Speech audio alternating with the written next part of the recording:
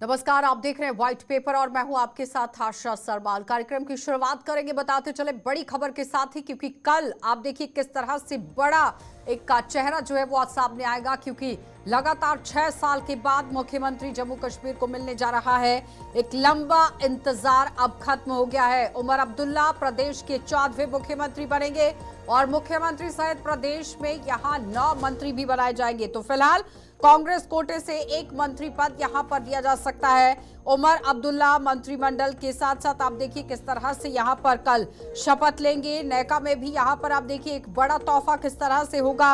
निर्दलियों पर किस तरह से दांव खेला गया है, उनकी भी कल लॉटरी लगने वाली है। और जम्मू कश्मीर को कल मुख्यमंत्री के साथ 9 मंत्री यहां पर मिल जाएंगे। उमर मंत्रिमंडल की अनुभवी के साथ साथ नए चेहरों का समन्वय होगा। जातीय समीकरण को भी साधा जाएगा। इस तरह से अटकलें लगाई जा रही हैं। और बताते चलें कि उमर अब्दुल्ला प्रदेश के यहां पर 14वें मुख्यमंत्री कल बन जाएंगे, क्योंकि जम्मू कश्मीर में कल 16 अक्टूबर यानी कि बुधवार का दिन चुना गया था। कल यहां पर मंत्रिमंडल की शपथ होगी और उमर मंत्रिमंडल के अनुभवों के साथ साथ नए चेहरों का समन्वय किया जाएगा और जातीय समीकरण को भी साधा जाएगा। इस तरह से बड़ी अटकलें लगाई जा रही हैं। लेकिन इस बीच में 6 साल का एक लंबा अंतराल, अब उसके बाद जम्मू कश्मीर को मुख्यमंत्री मिलने जा रहा है। कैबिनेट के अंदर मंत्री आपको मिलेंगे, लेकिन अब जम्मू कश्मीर के अंदर जो बातें कही गई हैं उस पर काम किस तरह से होगा। लेकिन मंत्रिमंडल जो बनाया गया है उसमें कौन से चेहरे रखे जाएंगे, किन लोगों का नाम सामने आ सकता है, तो सूत्रों के हवाले से खबर यह है, क्योंकि नेशनल कॉन्फ्रेंस की तरफ से बिल्कुल भी पत्ते ना खोलते हुए यहां पर कल एक बड़ी कार्रवाई को अंजाम देने की कोशिश की जा रही है।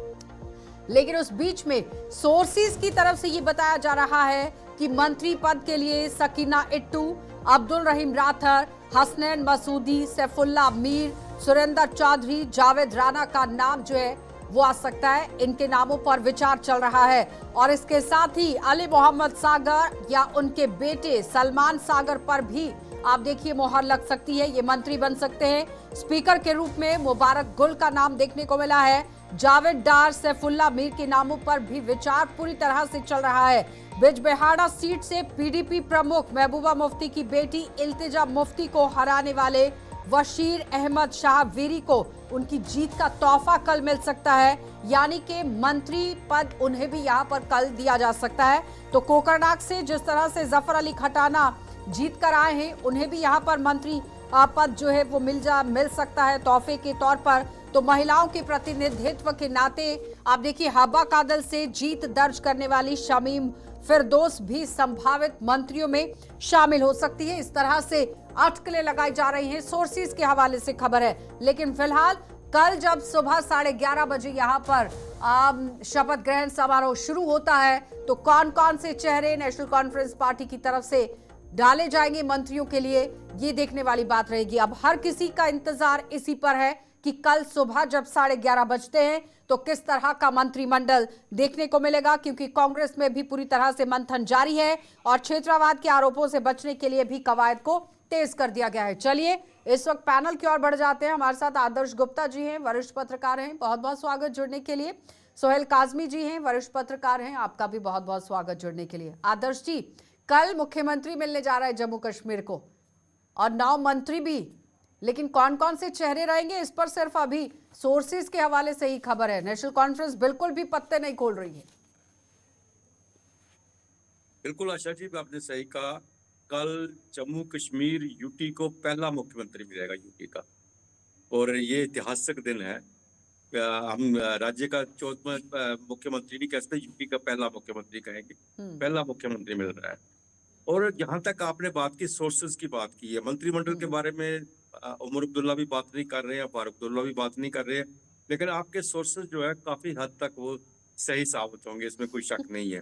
जिस तरह से आपने बताया है, लग रहा है कि ऐसा ही मंत्रिमंडल लेकिन आदर्श जी, क्योंकि 6 साल के बाद नेशनल कॉन्फ्रेंस पार्टी से सीधे तौर पर बात करने की कोशिश की गई, लेकिन उन्होंने मानने से इनकार कर दिया। वो अपने पत्ते कल ही खोलेंगे, इसलिए सोर्सेज के हवाले से खबर ये है जिन जिन नामों को सामने रखा गया। बिल्कुल बिल्कुल बिल्कुल ठीक कह रहे हैं आप, सोर्सेज के हवाले से, क्योंकि अभी तो वो उन्होंने नाम लाए नहीं सामने, तो किस तरह से हम कह सकते हैं कि बहुत बहुत स्वागत जुड़ने के लिस्ट को जारी की नहीं है। तो इसलिए कल का बड़ा ऐतिहासिक दिन है। कल सुबह सबसे पहले और सेरेमनी होगी, उसके बाद जो है सेक्रेटरीज की मीटिंग की ले रहे हैं, 3 बजे की मीटिंग होगी, चीफ मिनिस्टर जो होगा मीटिंग लेगा। तो लग रहा है कल से जो है डेमोक्रेसी की शुरुआत जम्मू कश्मीर में हो रही है और 6 साल का जो इंतजार है वो कल खत्म हो जाएगा। सोहेल जी, 6 साल का इंतजार आदर्श जी कह रहे हैं कि कल खत्म हो जाएगा, लेकिन मंत्रिमंडल पर ही कहते हैं ना कि नजर टिकी हुई है। पहले तो आशा जी आपको, आदर्श जी आपको और मेरे भाई जुनेद जी को गुड इवनिंग, आदाब, सलाम अलैकुम। दूसरा ये है कि देखिए कल तो हिस्टोरिकल डे है, क्योंकि मुझे याद है 1996 में जब नेशनल कॉन्फ्रेंस 2/3 मेजोरिटी लेके सरकार का गठन करने जा रही थी SKCC में, और मुझे याद है वो दिन, क्योंकि मैं वहीं था, एयरपोर्ट से लेके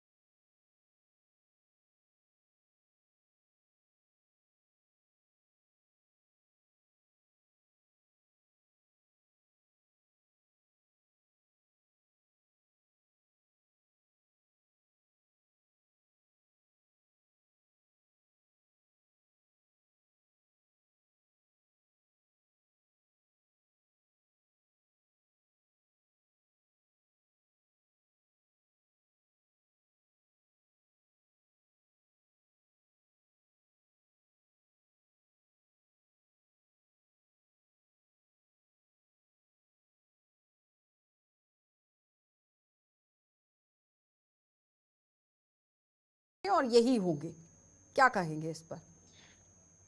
देखिए, आज से लगभग 3 दिन पहले मैंने जम्मू कश्मीर का जो मैप है, जम्मू कश्मीर के मैप को, रीजनल डायनामिक्स को, सब रीजनल डायनामिक्स को ध्यान में रखते हुए मैंने कुछ नामों का उल्लेख किया था। मैंने कहा था कि ये मेरी अपनी अंडरस्टैंडिंग है, ये इस तरीके से ही 9 लोगों को एकोमोडेट किया जा सकता है, तो मुझे लगता है यही होगा।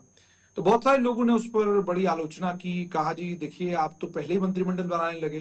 तो पत्रकार के नाते हमारी जिम्मेदारी होती है कि हम भी कोई आकलन करें कि क्या संभवता हो सकती है पिक्चर। तो पिक्चर यही बन रही है कि आपको north Kashmir, central Kashmir, south Kashmir में घाटी को बांटना पड़ेगा, क्योंकि 9 ही स्थान है आपके पास। आपको राजौरी पुंछ में को भी अकोमोडेट करना है, आपको जम्मू, रियासी, जम्मू, कठुआ, सांबा को अकोमोडेट करना है, आपको रियासी, उधमपुर को अकोमोडेट करना है, आपको डोडा, किश्तवाड़, रामबन, इन 3 जिलों को अकोमोडेट करना है। तो आपके पास कुल 9 स्थान है, और 9 स्थानों में से 9 में मुख्यमंत्री हैं, 8 ही मंत्री पद हैं। और इन 8 मंत्री पदों के लिए जो नाम आपने बताए हैं, यही संभवतः वो लोग हैं जो मंत्रिमंडल का हिस्सा होने चाहिए। पर उमर अब्दुल्ला किसको बनाएंगे, किसको नहीं बनाएंगे, ये तो कल ही पता चलेगा। पर मेरा अपना मानना यह है कि जो उमर अब्दुल्ला के बिल्कुल करीबी हैं, उन्हें उमर अब्दुल्ला अपने यहाँ पॉलिटिकल एडवाइजर, मीडिया एडवाइजर, बड़ी सारी पोजीशंस हैं जो वो दे सकते हैं, और अपने करीबियों को अपने साथ रखेंगे। लेकिन मंत्रिमंडल में अनुभवी लोगों को रखेंगे। कौन से वाले करीबियों के लिए बात कर रहे हैं जुनेद? मैं बात कर रहा हूँ तनवीर सादिक की, और तनवीर सादिक के अलावा शम्मी ओबेरॉय हैं। शम्मी ओबेरॉय के अलावा सज्जाद शाहीन भी उनके काफी करीबी हैं, और उनके सबसे करीबी साथी नासिर असलम आनी चुनाव हार गए। अब शायद संभवतः गांधरबल से उनको दोबारा से चुनाव लड़वाया जाएगा। वो अगर जीतते हैं तो उसके बाद के समीकरण जो है उसके बाद तय होंगे। लेकिन फिलहाल आशा जी, मुझे यही लग रहा है कि उमर अब्दुल्ला के लिए बहुत मुश्किल है 9-8 मंत्री चुनना, क्योंकि यही 8 मंत्री आपके पूरे जम्मू कश्मीर का खाका होंगे। इन्हीं 8 मंत्रियों में आपने जम्मू संभाग को भी अकोमोडेट करना है, कश्मीर संभाग को भी अकोमोडेट करना है, और यही 8 मंत्री आने वाले कल में आपने जो मैनिफेस्टो दिया है उस मैनिफेस्टो पर काम भी करेंगे, और सिर्फ काम ही नहीं करेंगे बल्कि अब आपको डिलीवर करना है। लोग सबसे पहले आपसे 200 यूनिट मुफ्त बिजली ढूंढेंगे। भाई 200 यूनिट मुफ्त बिजली शायद पहले कैबिनेट में होगा, तो बहुत मुश्किल एक्सरसाइज है। चलिए कल तो 3 देखें कि बजे सुबह जैसे कौन सोहेल कौन जी भी कह रहे हैं कि मीटिंग तो रख ली गई है और जैसे ही शपथ होती है उसके तुरंत बाद एक्शन मोड में नेशनल कॉन्फ्रेंस नजर आएगी। लेकिन आदर्श जी, चैलेंजिंग सिचुएशन तो रहेगी, इस पर हम काफी दिनों से चर्चा तो कर ही रहे हैं,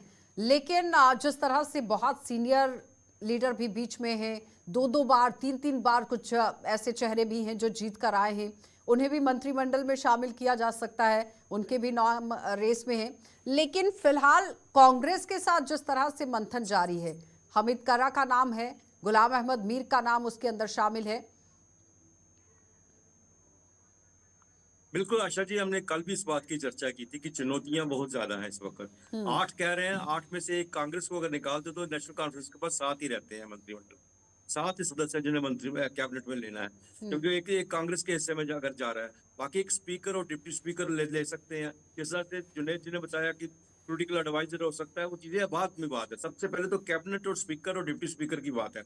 कैबिनेट जो है 8 की जगह अब इनको 7 को ही देखना पड़ेगा नेशनल। और नेशनल कॉन्फ्रेंस में सबसे बड़ी बात यह है कि वहां से कल भी मैंने कहा था, बहुत एक्सपीरियंस जो है एमएलए जीत के आए हुए हैं, जहां से 1 बार 2 बार 5-5 बार राठर जैसे जो सीनियर बंदे हैं, जो एक बहुत ही एक कामयाब स्पीकर रहे हैं, बहुत ही कामयाब फाइनेंस मिनिस्टर रहे हैं, बहुत ही कामयाब एग्रीकल्चर मिनिस्टर रहे हैं, ऐसे ऐसे आदमी है वहां पे नेशनल कॉन्फ्रेंस में जिन्हें इग्नोर करना बहुत मुश्किल है।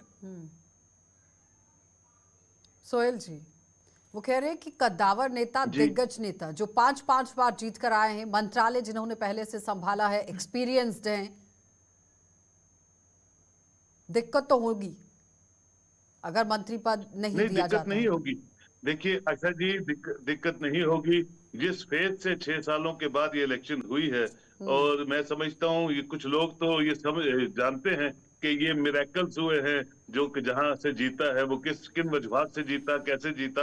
और फारूक अब्दुल्ला बड़े सीनियर आदमी हैं और बड़े उनकी एक अपना रोल है रख रखाव में। और सारे एमएलए जो जीते हैं हारे हैं जानते हैं यूनियन टेरिटरी का रख रखाव कैसे होता है, और एलजी एडमिनिस्ट्रेशन किस तरह से जम्मू कश्मीर को आगे रन करेगी। चैलेंजेस बहुत हैं। मैं समझता हूँ उमर अब्दुल्ला से ज्यादा बड़े चैलेंजेस जो हैं वो मरकज की सरकार को है, जो इन्वेस्टमेंट पीस को प्रवेल करने के लिए उन्होंने यहाँ की है, उसका जो आगे की रणनीति है वो वैसे रहनी चाहिए, और उनका हक है। और उनका मुझे पूरी उम्मीदें हैं मोदी लेड सरकार पे कि उनको ये भूल जाना चाहिए कि अब ये उनकी यहाँ सरकार नहीं बनी। उनको पूरा यहाँ जो सरकार बन रही है, जो लोगों के मैंडेट को सल्यूट करना चाहिए, और पूरा हाथ से हाथ मिला के उमर अब्दुल्ला को जम्मू कश्मीर को रन करने देना चाहिए, ताकि लोगों के एस्पायरेशंस जो हैं वो दबी हुई है वो आगे तो चले यही और जम्मू बनेगा ना। कश्मीर लेकिन फलता एक फूलता ब्रेक आगे के लिए बढ़े। रुकेंगे सोहेल जी, क्योंकि सवाल ही अब यही से शुरू होता है कि तालमेल कैसे होगा, कांग्रेस को साथ लेके कैसे बीजेपी यहां पर तालमेल नेशनल कॉन्फ्रेंस के साथ बनाएगी, और नेशनल कॉन्फ्रेंस जिस तरह से अब तालमेल का सवाल उठ जाता है कि कांग्रेस के साथ मिलकर बीजेपी के साथ तालमेल बनाकर किस तरह से नेशनल कॉन्फ्रेंस काम करेगी। क्योंकि बीजेपी के प्रवक्ता को मैं सुन रही थी, वो कह रहे हैं कि अगर किनारा कांग्रेस से करती है नेशनल कॉन्फ्रेंस तो फिर बहुत अच्छे से सहमति से काम हो सकता है, क्योंकि बीजेपी और कांग्रेस का 36 का आंकड़ा है। और दूसरा सवाल उसके साथ साथ ये है कि निर्दलीय पर दांव खेला गया है, लेकिन नाम अभी तक किसी का भी सामने नहीं आया है। ज्यादातर जो निर्दलीय नेशनल कॉन्फ्रेंस के साथ जुड़े हैं वो जम्मू संभाग से ताल्लुक रखते हैं, जिस तरह से इंद्रवाल से हैं, छंब से हैं, उसके साथ बनी से हैं, और उनके साथ चौधरी अकरम जिस तरह से बताया जा रहे थे। लेकिन फिलहाल नाम निर्दलियों को लेकर अभी तक सामने नहीं आया है। जुनैद, देखें आशा जी, जहां तक आपने कहा कि भारतीय जनता पार्टी क्या कह रही है, केंद्र में जितनी भी सरकारें रही हैं उन्होंने जम्मू कश्मीर को लेकर पार्टी इंटरेस्ट और नेशनल इंटरेस्ट, राष्ट्र हित में क्या है, पार्टी हित में क्या है, इसको हमेशा अलग अलग देखा। इसी के चलते अलग अलग देखने की बात की। लेकिन उसके बावजूद केंद्र में जो सरकार वही राज्य में सरकार, केंद्र में कांग्रेस सत्ता में तो राज्य में कांग्रेस सत्ता में। अब भारतीय जनता पार्टी इससे अलग सोचेगी, इसकी संभावना बहुत कम है।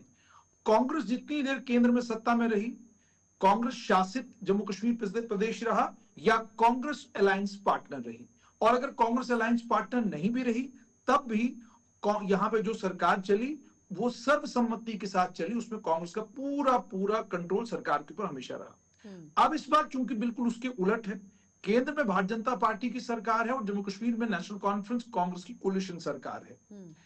जो पार्टी राष्ट्रहित को और पार्टी हित को एक ही देखती हो कि जो पार्टी हित में हम कर रहे हैं वो बिल्कुल राष्ट्र हित में है, तो जो पार्टी हित में है वो राष्ट्र हित में है, तो इस सूरत हाल में उस पार्टी से ये एक्सपेक्ट या एंटिसिपेट करना कि यहाँ नेशनल कॉन्फ्रेंस कांग्रेस की कोलिशन गवर्नमेंट जो है बहुत मजे के साथ और बड़े आनंद के साथ चलेगी, उसकी संभावना बड़ी कम है। नंबर एक। नंबर दो, जम्मू कश्मीर का रिलायंस केंद्र पर बहुत ज्यादा है।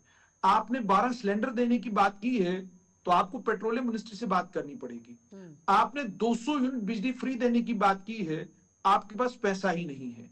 तो कहने का मतलब यह है कि इतने सारी चीजें, और सबसे बड़ी बात कि आपके पास जम्मू कश्मीर में अगर वोट मत प्रतिशत के हिसाब से देखा जाए तो भारतीय जनता पार्टी को सबसे ज्यादा वोट जम्मू कश्मीर में मिला है, और एक संभाग के 8 जिलों के प्रत्याशी, 8 जिलों की नुमाइंदगी आपकी सरकार में नहीं होगी, उसके बाद भी आपको सरकार चलानी है। तो ये सारी चीजें जब आप ध्यान में रखती हैं तो आपको ये पता चलता है कि जम्मू कश्मीर की इस सरकार में केवल और केवल 10 जिलों की तो अच्छी खासी नुमाइंदगी होगी, लेकिन जहां तक बाकी 10 जिलों का ताल्लुक है उसमें से 8 जिलों की तो नुमाइंदगी बिल्कुल नहीं होगी। तो आप रिप्रेजेंट करना भी चाहे नहीं कर सकते हैं। कठुआ में डॉक्टर रामेश्वर हैं, आपने मंत्रिमंडल में जगह दी तो कठुआ जिले का एक इलाका बन्नी रिप्रेजेंट हो जाएगा। आपका रियासी खाली है, आपका उधमपुर खाली है, अन्य कई और जगह खाली है। तो इसीलिए मैंने कहा कि और डिसेंट कहां पर है, नाराजगी कहां पर है जम्मू संभाग में। और आशीष जी, उसमें कंप्लीट करूंगा, 2002 के बाद जम्मू संभाग ने हर सरकार में डिप्टी सीएम का पद देखा है। एक आदमी को आप जम्मू कश्मीर की सरकार में डिप्टी सीएम बनाते थे।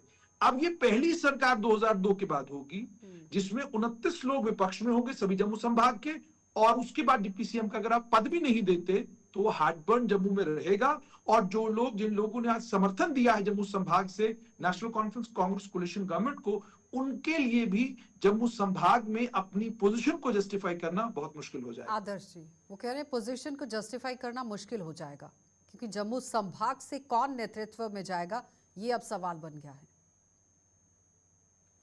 बिल्कुल सही कहा है उन्होंने, क्योंकि मैंडेट इस तरह से मिला है कि नेशनल कॉन्फ्रेंस को कश्मीर से पूरा मैंडेट मिला है, जम्मू से जिस तरह से मिला है वहीं 2-3 डिस्ट्रिक्ट्स में उनको मिला है।